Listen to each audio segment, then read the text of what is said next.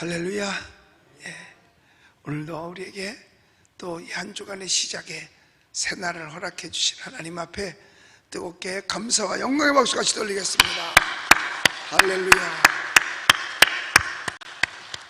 예. 그리고 이 시간 우리 이 자리에서 함께 예배하는 우리 모든 성도님들과 또 국내외에서 이 시간 이 예배에 함께 참석해서 같이 이 예배를 드리고 있는 수많은 우리 하나님의 자녀들 위해 하나님의 크신 축복과 영광이 충만하게 되시기를 바라며 아울러서 언제나 승리하시기를 예수님의 이름으로 축복합니다. 우리가 예수님을 믿는 것은 언제 예수님을 믿어야 되느냐? 좋을 때도 예수님을 믿어야 되고 안 좋을 때도 예수님을 믿어야 됩니다. 왜냐?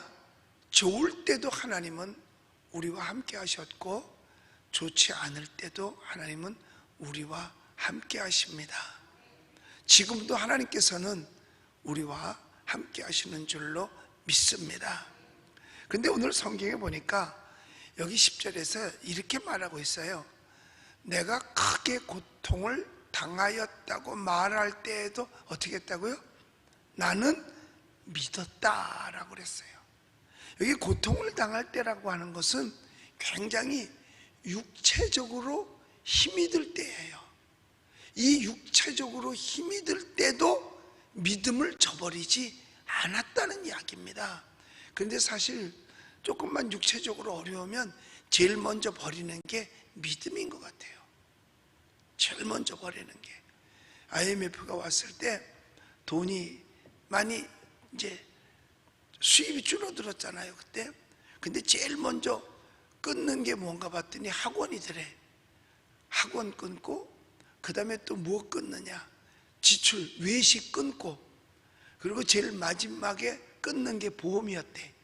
그 보험 들어놨다가 이제 마지막까지 견디다가 이제 그것마저 끊어버리는 거지. 그리고 이제 목구멍에 풀칠만 하는 거고. 예.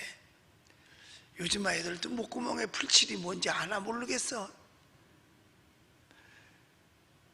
그런데 예수 믿는 것은 가만히 보니까 육체적으로 고통이 오면 제일 먼저 끊는 게 신앙, 입에부터 끊더라고요. 아유, 몸이 아파서 교회 못 나가. 몸이 아파도요, 직장은 가더라니까요. 아유, 힘들어서 오늘은 교회 못 갈 것 같아. 힘들어도 자기가 가고 싶은 데 가더라니까요. 이래서는 안 된다는 얘기죠. 어떠한 일이 있어도 육체적으로 고통이 왔을 때, 또 다른 심적으로 고통이 왔을 때, 그때도 여러분 하나님은 우리와 함께 하시는 줄 믿으시기 바랍니다. 그래서 신앙은 포기해서는 안 되고요, 예배는 중단돼서는 안 되는 겁니다. 누가 우리를 그리스도의 사랑에서 끌으리요? 그런데 주님을 사랑하는 그 사랑의 표시가 예배를 통해서 나타나는 거거든요. 왜냐하면 사랑하는 사람은요, 제일 먼저 하고 싶은 게 뭔지 아세요? 만나고 싶은 거예요. 여러분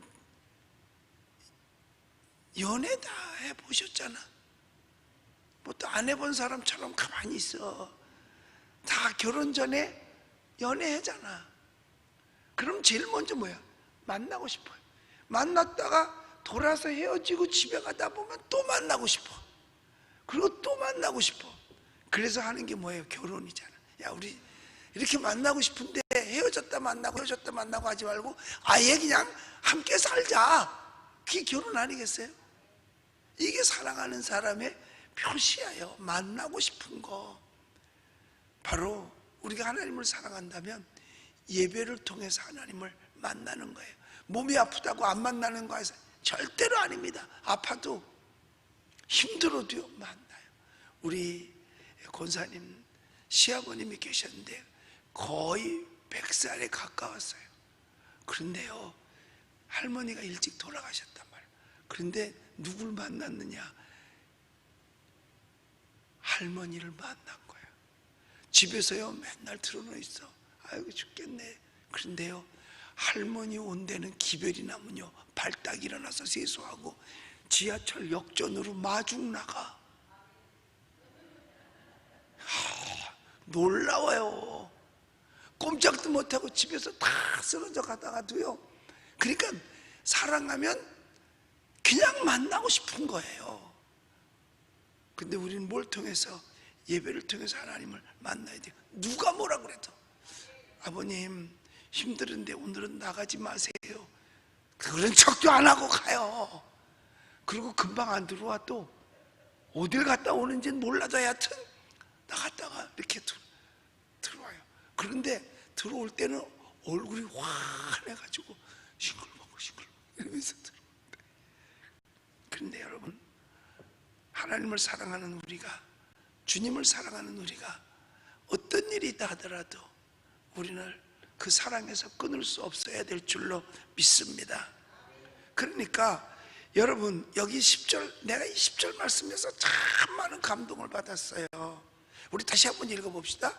시작. 내가 크게 고통을 당하였다고 말할 때에도 나는 믿었다는 거예요. 그래도 믿었다는 거예요. 자, 그러면 우리 육체적으로 예수님께서도 이거에 대해서 우리에게 교훈해 주셨어요. 의를 위하여 핍박을 받는 자는 뭐해? 복이 있도다 라고 말했어요. 그러니까 육체적으로 핍박을 받았어요. 그게 또 복이라는 거예요. 그리고 예수님은 연이어서 말하기를 핍박과 축복을 겸하여 받느니라. 사도 바울은 내 몸에 그리스도의 흔적을 가졌다 그랬어요. 육체적으로 참 어려웠던 거죠. 육체적으로. 갈라디아서 6장 17절에 보면 이렇게 말씀했잖아요. 이후로는 누구든지 나를 괴롭게 하지 말라. 내 몸에 예수의 흔적을 지니고 있노라. 예수님의 흔적이 뭔데요? 채찍에 맞고 양발에 양손에 대못 받으시고 머리에 가시관 쓰시고 허리에 창 찔리셨어요. 그런 육체적 고통을 사도 바울도 가졌다는 거예요. 그럼에도 불구하고 오늘 시편에서 말한 것처럼 그래도 나는 믿었다 그랬어요. 예수 믿는 것은요, 어떠한 일이 있어도 믿어야 그게 진짜 믿는 거예요. 뭐 종교 생활하느라고 뭐 절에 왔다 갔다 하는 사람처럼 그냥 오늘 심심한데 절이 나갈까, 이게 아니라는 거예요. 그럼에도 불구하고 나는 예수님을 믿었다는 거예요. 그러니까 바울이 이런 얘기 하잖아요. 내가 배고픔과 그 다음에 추위와 그리고 매맞음과 잠 못 잠과 죽음에 이르기까지 했어도 믿음을 포기하지 않았다라고 말했어요. 그러면서 한 얘기가 뭐예요? 무엇도 나를 그리스도의 사랑에서 끊을 수 없다라고 말했습니다. 바울이요, 시시하게 시골에서 농사나 짓다가 서울 와서 출세한 사람이 아니에요. 원래가 사도 바울은 금수저야, 금수저. 가문 좋지, 학벌 좋지, 돈 많지, 권세 있지, 누가 그를 손대겠어요? 예수 믿을 이유도 없었던 사람이에요. 그럼에도 불구하고 주님 만나서 변하여 새 사람 된 뒤로는 그리스도의 흔적을 가졌어요. 그리고 말하기를 누가 나를 그리스도의 사랑에서 끊을 수 있겠냐라고 말씀하고 있는 겁니다. 그러니까 오늘 여기 시편 기자도 육체의 큰 고통을 당할 때도 뭘 했어요? 예수님을 믿은 것처럼 하나님을 믿었다는 거예요. 고통당할 때에도 자기 믿음을 지켰다는 겁니다. 할렐루야. 여러분 감사해요. 뭐가? 어제 주일도 여러분 저녁에 다 참석해서 밤 10시에 집에 갔잖아. 그럼에도 불구하고 나는 주님을 사랑하기에 이 새벽에도 나온 거 아니겠어요? 예. 어제 이광재 박사님 열정이 대단해요. 2시간을 설교를 해서 2시간, 꼬박 2시간 이상 한 것 같아요. 그래도 사랑하는 성도들에게, 그리고 또 저를 사랑해서요, 제 설교를 2-4회가 달마다 듣는데요. 그리고 아마 지금도 일어나서 새벽기도, 내 설교 들으면서 새벽기도 할 거.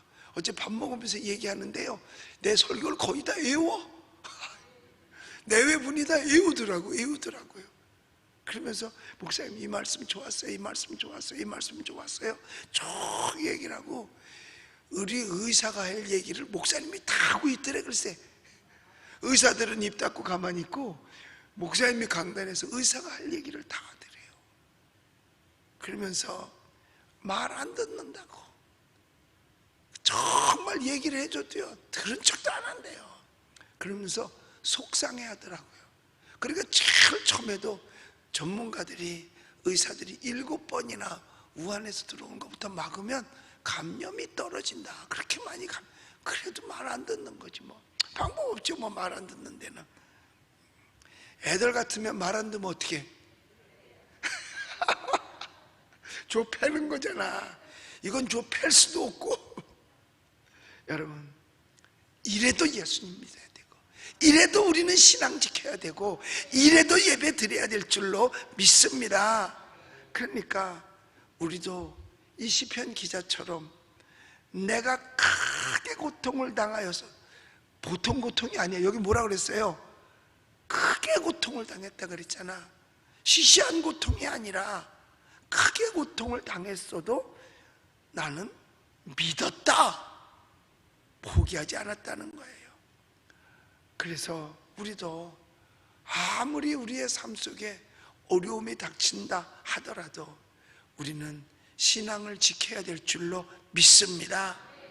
신앙을 지켰다는 그 증거가 뭐냐? 성경책 들고 있는 게 아니고요, 하나님 앞에 나와 예배하는 겁니다. 그게 신앙을 지키는 거예요. 신앙인하고 신앙인이 아닌 사람하고 다른 게 뭐 있어요? 아침에 출근 똑같아, 지하철 타고 가는 것도 똑같아, 저녁 때 퇴근하는 것도 똑같아, 와서 텔레비 보는 것도 똑같아, 밥 먹고 자는 것도 똑같아. 다 똑같아요. 그럼 다른 건 뭔데? 그들은 예배를 안 드리는 거고 우리는 하나님 앞에 와서 예배 드리는 거잖아요. 다른 거 뭐 찾아보세요. 다를 게 없다니까요. 우린 예배하는 거예요. 우리의 소원은 예배, 꿈에도 소원은 예배. 요새 그 찬송이 나와야 될 것 같아. 왜? 예배 못 드리는 사람들이 많으니까. 저한테도 연락이 많이 와요. 상담하겠다고 와요. 어떻게 하면 좋으냐고. 목사님, 예배를 어떻게 해야 돼요? 당연히 드려야지. 벌금 매긴다 그러잖아요. 벌금 낼 망정 드려야지. 이게 우리의 믿음의 자세예요. 그러니까 이보다 더 어려운 때 우리가 어떻게 믿음을 지켰냐겠냐. 이 정도의 삶 속에서도 내 믿음을 못 지키면 이보다 더 어려움은 어떻게 지킬 수 있겠느냐. 그래서 여기 한마디로 말했잖아요. 크게 고통을 당했다. 크게. 시시한 고통이 아니에요. 바늘로 손 찔린 게 아니잖아요. 그래도 나는 믿었도다. 우리도 자신 있게 누가 뭐라 그래도 그래도 나는 믿었도다, 그래도 나는 예배했도다. 할렐루야. 그게 여러분들에게 자랑스럽게 되시기를 예수님의 이름으로 축복합니다. 그런데 여기 보면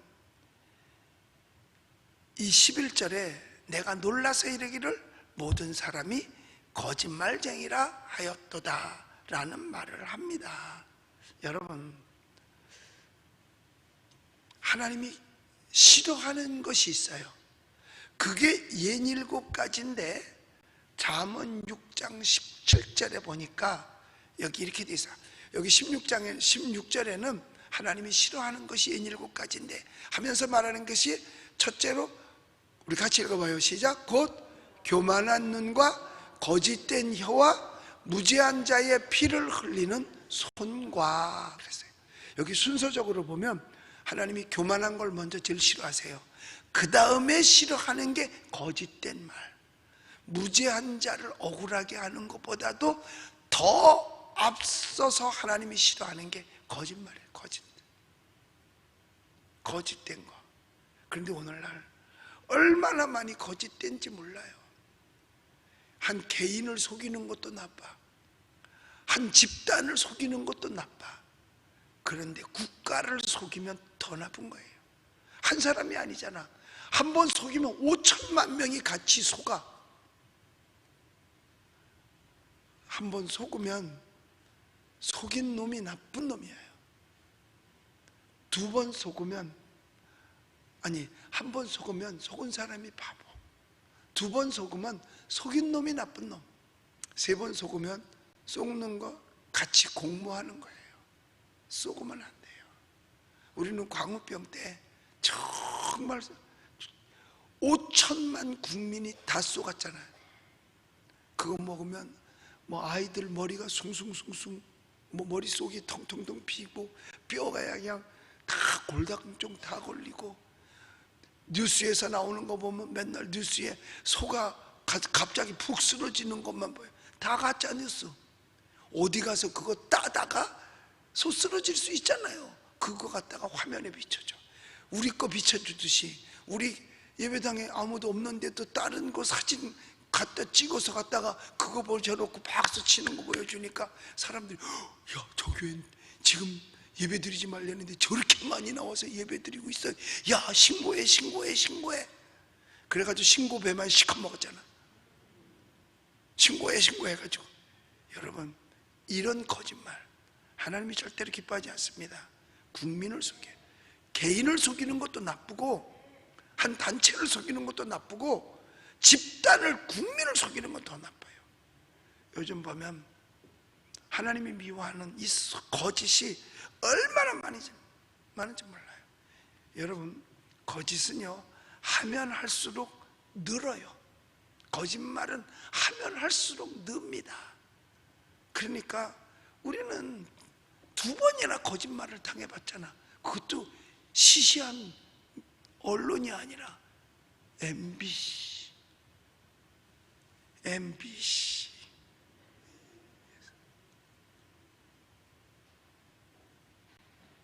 여러분, 속지 마세요. 여기 보니까 놀랬어. 왜 놀랬느냐? 시편 기자가, 사람들이 보니까 다 거짓말쟁이인 거야. 그러니까 놀랄 수밖에 없어요. 여러분, 대화를 하다가 보니까 이 사람이 무슨 거짓말을 하고 있어요. 그럼 놀래잖아요. 야, 이 사람 무슨 거짓말쟁이네? 지금 이 얘기예요. 아니, 어떻게 이렇게 사람을 속여? 이걸 보고 놀란 거예요. 시편 기자가. 어떤 고통 속에서도 예수님을 믿는 가운데 있는데 거짓말이 왔을 때 그걸 보고 놀라지 않으면 이상한 거죠. 놀랬다는 얘기는 뭐냐? 거짓말을 알았다는 얘기죠. 왜냐하면 저도 그때 뉴스 보고 깜짝 놀랐어요. 왜? 거짓말에. 그렇다고 김추자가 부른 거짓말이야 이럴 수도 없고. 그러면 이런 상황에서도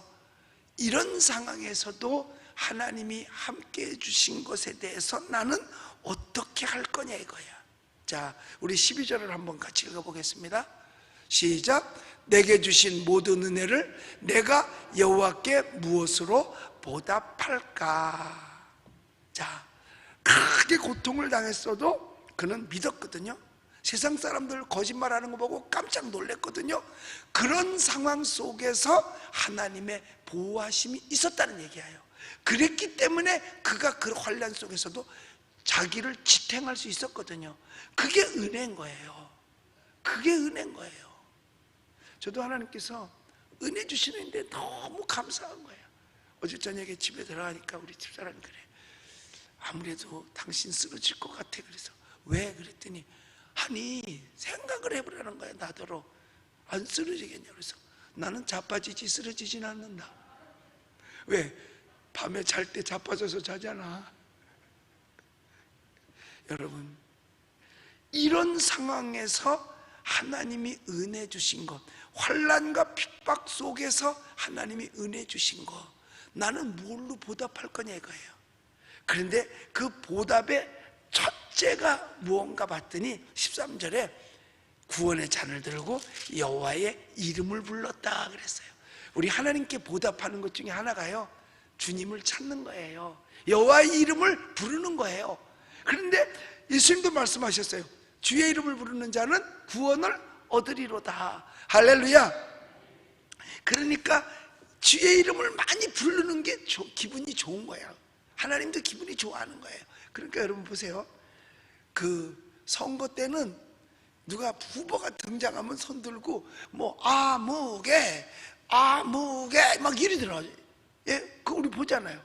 그런데요, 제가 광주에 가서 부흥회를 하는데 강단에 딱 서니까 누가 한마디 한 거야. 시마보 이러니까요, 사람들 전체가 그 이름을 불리니까 기분이 좋더라니까. 우리 한번 해볼까? 하나님, 한 번만, 세 번만 해봅시다. 시작. 하나님. 하나님도 기분 좋으셔요. 하나님도 기분 좋으셔요. 예수님도 기분 좋으셨어요. 소경 바디메오가 쫓아오면서 다윗의 자손 예수여 계속 부르며 쫓아오니까 예수님께서 발걸음을 멈추시고 그에게 눈길을 주셨어요. 그리고 가까이 오게 합니다. 사람들은 못 오게 할 때 왜 예수님 좋으셨어요. 이름 불러주니까. 그렇다고 여러분, 애들이 여러분 이름 함부로 막 부르면 안 되죠. 그렇죠? 우리는 하나님 이름을 부르는 자는 구원을 얻으리로다. 그래서 우리가 기도할 때 좋으신 하나님 하고서 시작하잖아요. 그렇게 주기도문 할 때도 우리가 하늘에 계신 우리 아버지 하나님을 먼저 부르잖아요. 그러니까 우리가 이와 같은 삶 속에서 보답할 수 있는 거, 우선 그의 이름을 불러드리는 거야. 그 다음에는 두 번째 보니까 여기 오늘 17절에 보면 나와요. 자, 17절 볼까요? 시작. 내가 주께 감사제를 드리고 여호와의 이름을 부르리이다. 여기서도 또 여호와의 이름을 부르는데 어떻게? 감사하면서 부른다 이거야. 그러니까 우리가 하나님 앞에 나올 때 감사의 마음을 같이 담아가지고 나와야 돼요. 물질과 감사가 같이 병행되어지는 거죠. 내가 주께 감사제를 드린다. 그러면서 또 하나님의 이름을 부르는 거예요. 감사한다. 그 다음에 세 번째로는 뭔가 봤더니 하나님하고 약속한 걸 지킨다는 거예요. 여기 18절에 나오죠. 자, 우리 또 읽어봅시다. 18절 시작. 내가 여호와께 서원한 것을 그의 모든 백성이 보는 앞에서 내가 지키려라. 서원이 뭐예요? 약속이잖아요. 약속 지키는 거예요. 이게 하나님께 보답하는 거라니까요. 우리 연초에도 하나님한테 한 약속이 있잖아요. 또 과거에도 하나님 앞에 한 약속이 있잖아요. 특별히 건축 헌금한 약속, 그거 지켜야 되는 거예요. 남들이 보는 앞에서 지켰다 그랬어요. 여기는요, 무슨 약속이든지 사람하고 한 약속도 지켜야 되잖아요. 사람하고 한 약속을 안 지키면 뭐가 되는 줄 아세요? 약속 안 지키는 사람, 신용 없는 사람이 되는 거예요. 신용 없는 사람이 돼. 우리 하나님 앞에 신용 없어지면 안 되잖아요. 내가 하나님 앞에 기도하겠다, 헌신하겠다, 봉사하겠다 약속했으면요, 세상 없는 일이 있어도 그 약속을 지켜야 하는 겁니다. 그 약속을 지켜야 되는 거예요. 어떤 아이가 막 울고 있었어요. 그랬더니 사람들이 너 왜 우냐 그랬더니 삼촌이 여기로 온다고 그랬는데 안 왔다는 거야. 서울역에서. 그러니까 울고 있으니까 얘를 데려다 파출소에 줬어요. 갖다 데려다 줬어요. 그랬더니 순경한테 안 돼요. 난 거기 가 있어야 돼요. 삼촌이 나 데리러 온다 그랬단 말이에요. 걔는 데리러 온다는 그 약속을 믿고 그냥 움직이지도 않고 먹을 것도 없는데 거기 있는 거야. 뭘 삼촌이 버리고 간 거지. 엄마도 없고 아버지도 없어. 삼촌이 무슨 죄가 있겠어. 그냥 데리고 있다가 서울역에다 그냥 버린 거죠. 그런데 걔는 그걸 약속을 믿고 그 앞에서 기다리고 있었던 거예요. 그래도 안 오니까 배가 고프니까 울었지. 여러분, 그 삼촌, 그 아이 마음속에 어떻게 각인되겠어요? 우리 한번 생각해 봅시다. 여기 보니까 18절에는 약속을 지켰다. 약속을 지켰다 그랬어요. 소원한 것을 지킨다. 그 다음에 16절, 이거 19절에 보니까 우리 19절 또 읽어봅시다. 시작. 예루살렘아, 네 한가운데서 곧 여호와의 성전뜰에서 지키리로다. 할렐루야. 성전뜰에서 지키는 게 뭐예요? 구약시대에는요, 성전 그 안에는 제사장만 들어갔어요. 그리고 백성들은 어떻게 해요? 성전 뜰에 와서 울타리 속에 뜰에 와 있었던 거야. 하나님께 예배하기 위해서. 그러니까 보답하는 것 중에 하나가 뭐냐? 하나님께 예배 드리는 게 보답하는 거예요. 여러분 지금 잘 하시고 계시는 거예요. 하나님께 정말 잘 하시고 계시는 거예요. 그리고 우리가 해야 될 일이 있어요. 하나님께 사람 앞에 고백하는 겁니다. 우리 16절을 한번 읽어보십시다. 16절 시작. 여호와여, 나는 진실로 주의 종이요 주의 여종의 아들 곧 주의 종이라. 주께서 나의 결박을 푸셨나이다.